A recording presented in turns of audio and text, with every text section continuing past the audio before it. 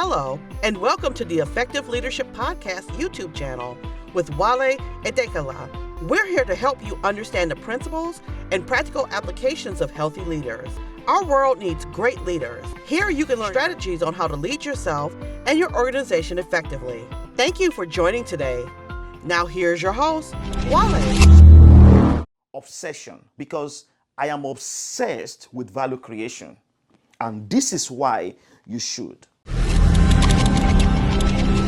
Welcome back. Yes, I am obsessed, and I want everybody that is watching me right now to understand that this is not just a video. This is not just a teaching. This is what you need if you truly want to be successful in any area of your life. Okay, this is the content that you need. If you know anyone who wants to be successful, who wants to truly be wealthy.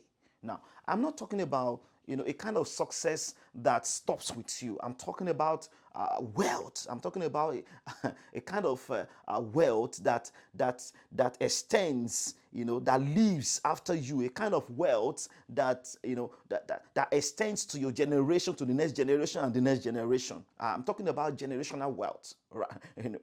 Right here. If you know anyone who wants to experience generational wealth, who wants to create it from now, please share this video with them. Okay, this is going to help them. All right, but let's start with you. Okay, okay, because success is first personal before it becomes public. So I'm obsessed, and I want you to be obsessed as well. Okay, let me start with this story, the story of the honeybees. I grew up, in an average home, and I was. I experienced a lot of things, and I went to the farmland. My father took me to the farmland not because he loved farming. He took me to the farmland because we didn't have food to eat. So the farm was a supplement, of course, for the home. Of course, very wonderful man. My father was very hardworking. He loved his children before he passed away in 2015. But here is the game that I want you to understand today. And the honeybees play this game very well. And every human being who wants to be successful needs to understand this game and as well play the game. Okay, now I'm not saying you should just know the game and play the game, because many people know a lot of things without taking action. So you know the game and then play the game. So let's get into this game. The honeybees, every day looks for the flower. Okay, and the honeybees fly from one flower to another flower looking for the sugar water called nectar. So when the honeybee, gets to the flower, gets the nectar, and then moves to another flower, looking for the nectar, and then flies from the flower to the hive. So the honeybee is always busy looking for the sugar water, and then flying back to the hive. You see all the bees, busy, getting things done and looking for nectar. All right. So this is it. The honeybee is busy looking for the sugar water. The honeybee is busy producing honey every day. And the honeybee is not producing honey because because the honeybee wants human beings to eat honey. All right. The honeybee is producing honey for the small bees. Okay. By the way, before I get into that, do you know that there is an inherent enzyme in the honeybees that mixes with the nectar, and when the chemical reaction happens, the honey is produced. So there's a lot of reactions that happens there, but the enzyme is very important. Remember, the enzyme is inherent. Okay, it's inherent, it's inbuilt.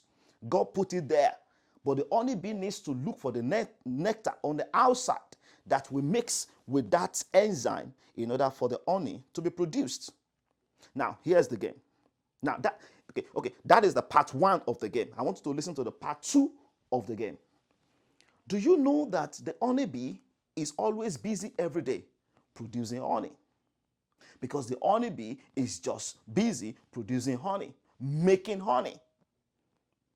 But as the honeybee is making honey, the honeybee has no idea that there are many byproducts of that process. As the honeybee flies from one flower to the other flower, the honeybee carries some seed from one flower to another flower. So the male part of the seed will be carried to the female part of the seed, for them to come together, and then there is a process called pollination. Pollination happens in that process. So the honeybee does not know that it's busy in the process of a pollination and then producing more seeds, and those seeds will germinate to produce more trees, and then those trees will also grow up to become forests. Remember, the honeybee is just busy producing honey. But one of the byproducts is what? Is pollination. The production of more seeds, and then the production of more plants. Does that make sense? And of course, sometimes the honeybee will carry some seeds to different places. And that's why sometimes you get to some places, you just see some plants growing, and you're wondering, what is going on here? How did it get here? Right? Insects are moving seeds around. But the honeybees is one of those insects. But let me say this. When those plants grow, do you know that a plant releases the air that we need, the oxygen that we need? We inhale the oxygen, and then we exhale the carbon dioxide that we give to the plants. So as we have more plants growing in our environment, that means we have enough oxygen to breathe in, to inhale. If we don't have enough plants, if the plants are killed, then that means we are not going to have enough oxygen to inhale. Now, here is the second game. The honeybee has no idea that as the honeybee continues to make honey, the honeybee is also adding value to people, producing more trees, and as well, giving the oxygen to humans. And human beings as well will also go to the beehives to harvest the honey. The honeybee is not producing the honey for humans, but human will go to the hives to harvest the honey. No, can you just start thinking about all the byproducts? All the byproducts, because the honeybee is busy, is obsessed with value creation. Is obsessed by just producing honey every day for the small bees. And that's exactly what everybody needs to know. You have to be obsessed. Be obsessed with your gift. Be obsessed with your talent. Your gift. Your talent. Be obsessed with value creation. Be obsessed adding value to people. Be obsessed with creation. And be obsessed with selling. See, everything I have here is what you need to create wealth. If you want to truly create wealth, you need to understand gifts, talent, value creation, adding value to people, creation, and selling. These are very important for you to be successful. When we talk about personal development, I want you to know why you need to develop you. Because if you don't develop you, if you are not obsessed with yourself and develop you, you cannot produce all these byproducts that we're talking about. Even if your family members don't understand why you are obsessed. Hey, can I tell you something? Can you just leave them alone and focus? Imagine if Bill Gates stopped working on the product.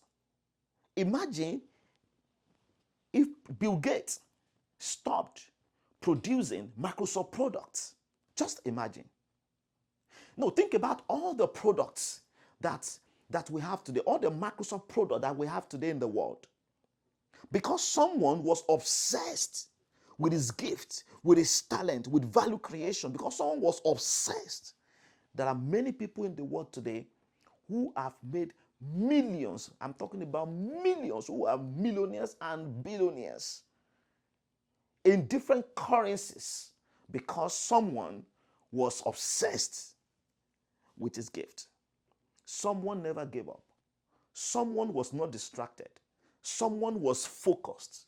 Someone was doing everything that he could do every day. Someone was developing himself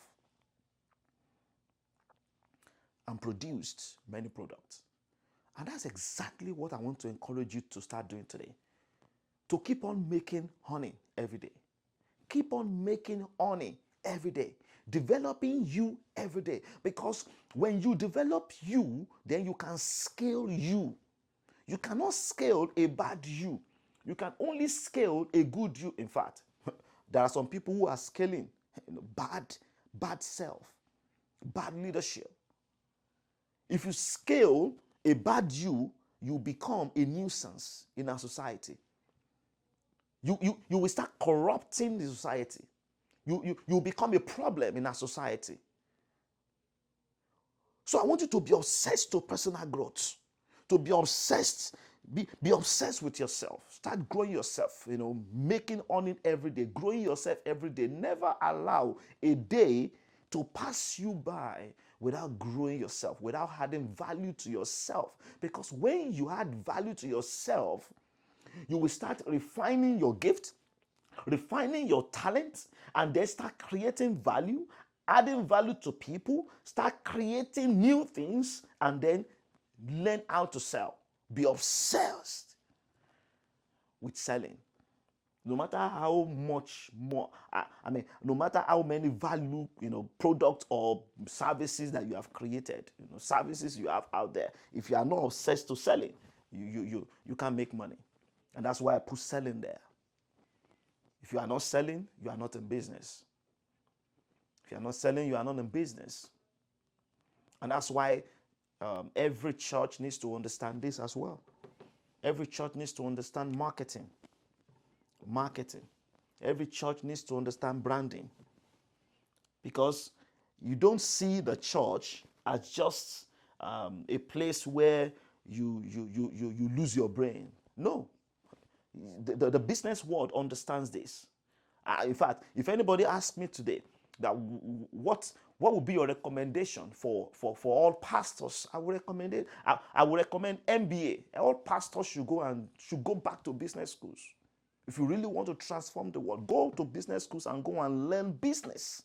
How business people do business. And add that to your theology and see how things will be transformed in your church.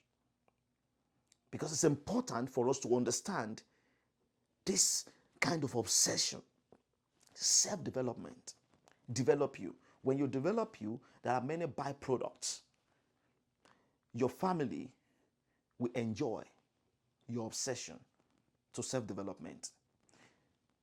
Your co-workers will enjoy you. Because once you develop you, once you invest in you, you become an asset everywhere you go. You will continue to add value to people everywhere you go.